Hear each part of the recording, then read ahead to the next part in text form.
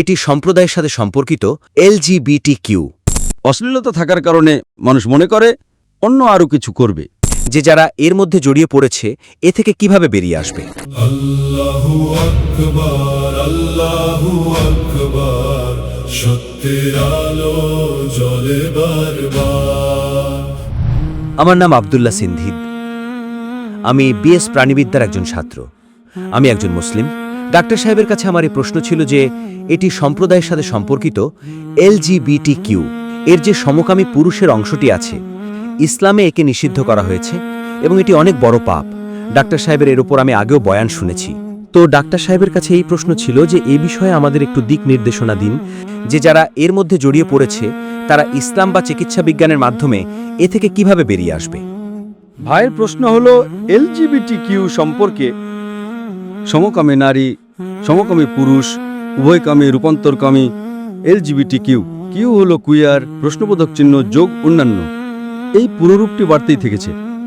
তো যে মানুষগুলো এতে জড়িয়ে পড়েছে তারা বাইরে কিভাবে আসবে? সবচেয়ে সেরা চিকিৎসা হলো তাদেরকে কোরআন মাজিদের অনুবাদ পড়ান। কোরআন মাজিদের অনুবাদ পড়ান। ইনশাআল্লাহ কোরআন মাজিদ হেদায়েতের বই। আর আপনি যদি পড়েন যে কোরআন মাজিদে যেসব ঘটনা আছে, অনেক সময় এই যে LGBT হয় এটি সমাজের কারণে হয়, এটি জন্মগত নয়। যারা বলে জন্মগত তারা ভুল বলে।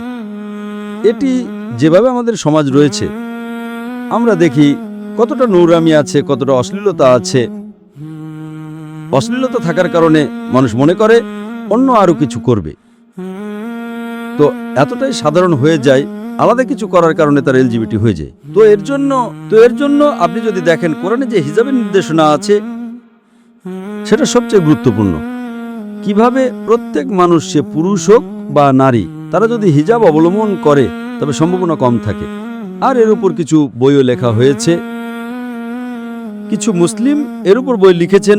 আপনি যদি ইন্টারনেটে খোঁজেন, নাম আমার মাথায় আসছে না, আপনি ইন্টারনেটে খোঁজেন ইসলাম সম্পর্কিত LGBTQ, আপনি হয়তো পেয়ে যাবেন। তো এই যে বইটি আছে যা গবেষণা করে যাতে কোরআন মাজিদ এবং হাদিসের উল্লেখ করে মানুষকে নির্দেশনা দেওয়া হয় কিভাবে তারা এ থেকে দূরে থাকতে পারে। আর আমরা যারা মুসলিম আছি, যদি কোনো ব্যক্তি দেখি যে মুসলিম বা অমুসলিম এবং সে LGBT হয়ে যায়, আমাদের প্রজ্ঞার সাথে তার সাথে আচরণ করা উচিত।